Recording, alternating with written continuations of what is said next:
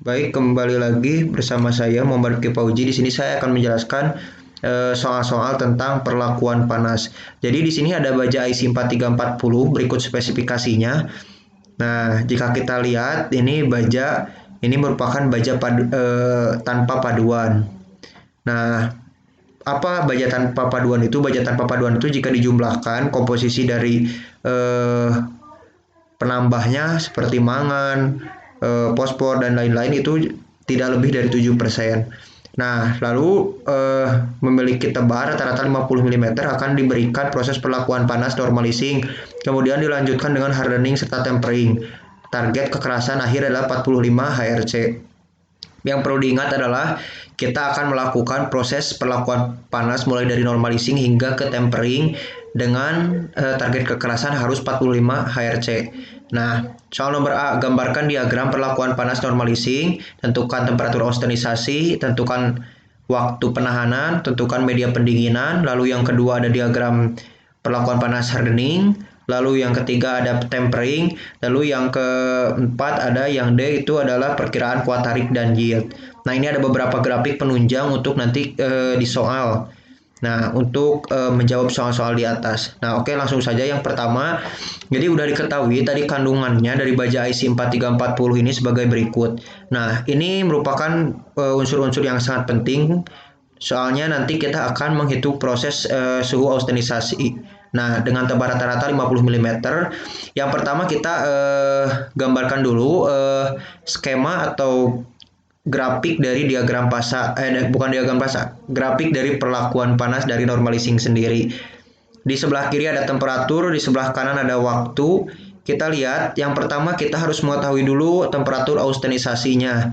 Nah, temperatur austenisasinya, nah ini ada rumusnya karena tadi termasuk baja hipotektoid.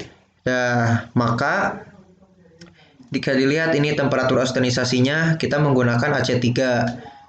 Nah, bisa dilihat ini ada di diagram PASA. Jadi garis-garis AC3, AC2, AC1 itu ACM itu harus kita udah tahu gitu.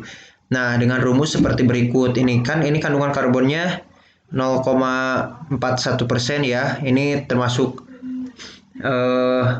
medium. Nah, termasuk lemah, low carbon. Lalu kita hitung dengan menggunakan rumus ini. Ini rumus dari ASTM. Nah, didapat suhu 773 derajat Celcius. Lalu kita tambahkan 50 derajat Celcius di atas AC3. Nah, ini 50 derajat Celcius ini sebenarnya ini ada juga di ASM handbook. Nah, menjadi lalu 823 ini menjadi suhu austenisasi dari baja tersebut. Di holding 3 jam, lalu pendinginannya udara. Mengapa harus di holding 3 jam dan pendinginannya udara? Kita bahas lagi di bawah. Nah, waktu penahanannya atau holdingnya itu ini menurut empirik atau menurut pengalaman. Jadi 2 jam per inci dan 1 jam per inci di jam berikutnya. Misalnya ini ketebalan 50 mili, kurang lebih ini 1,9 inci. Atau jika dirata-ratakan adalah 2 inci. Maka ketebal dari 2 inci itu tadi 1 inci pertama berarti 2 jam dan 1 inci berikutnya itu adalah 1 jam, total 3 jam kurang lebih. Lalu media pendinginnya itu udara bebas karena untuk membentuk struktur perit dan perlit.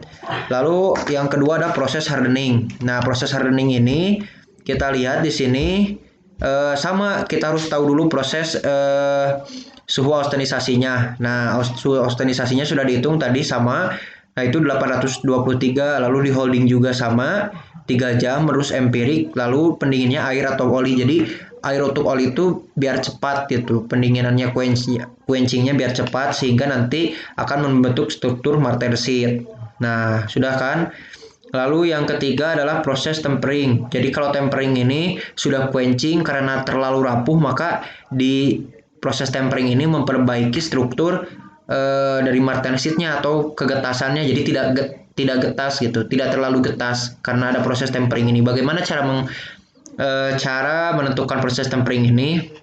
Ini kalau kita lihat di sini dari diagram 420 derajat, lalu di holding selama 3 jam, lalu waktu pendinginannya adalah udara bebas. Nah, Bagaimana kita lihat di sini? Yang pertama kita tentukan temperatur penahanannya. Ini ada dari grafik ini, tadi dari soal kita lihat. Jadi kalau kita lihat amati di sini kekerasan yang kita inginkan itu adalah 45 HRC. Maka kita tarik garis ke kanan, membentur, lalu garis ini, lalu kita tarik garis ke bawah yaitu sekitar 420. Nah, ini maka temperatur tadi 420 berasal dari diagram ini. Lalu untuk waktu penahanannya kita bisa lihat di sini gitu. Ini ada tingkat kekerasan, ini ada tempering waktu. Dilihat dari waktunya, ini waktunya sampelnya ada 2 jam, 4 jam, 6 jam, 8 jam sampai 10 jam. Ini tidak terlalu berpengaruh gitu. Ini relatif sama untuk kekerasannya di sekitar di segini. Maka kalau saya ini mengandaikan biar tadi seragam ke dalam permukaannya kita samakan saja menurut empirik tadi gitu. Jadi 50 mili ya udah kita di holding di 3 jam gitu. Sebenarnya kurang dari 3 jam juga bisa gitu. Cuman ini saya andaikan saja 3 jam. Media pendinginnya ini adalah udara bebas. Nanti struktur akhir yang didapatkan adalah martensit temper. Lalu yang keempat, berapa sih kuat tarik dan yieldnya? Nah, kita lihat tadi kan suhu dari temperingnya nih, temperatur tempernya 420 nih. Kita konversi dulu ya ke Fahrenheit sekitar 788.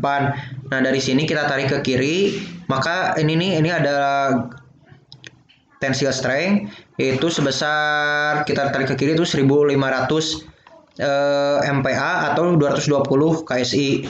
Nah, itu udah dapat. Lalu ini ada garis kedua kita tarik lagi ke kiri, maka ini sebesar kalau yang kiri itu sebesar 1350 MPa atau 195 KSI. Mungkin penjelasannya cukup saja sampai di sini. Jika ada yang ditanyakan langsung saja komen soal-soal. Untuk soal selanjutnya mungkin kita akan bahas lebih rinci lagi. Oke, terima kasih.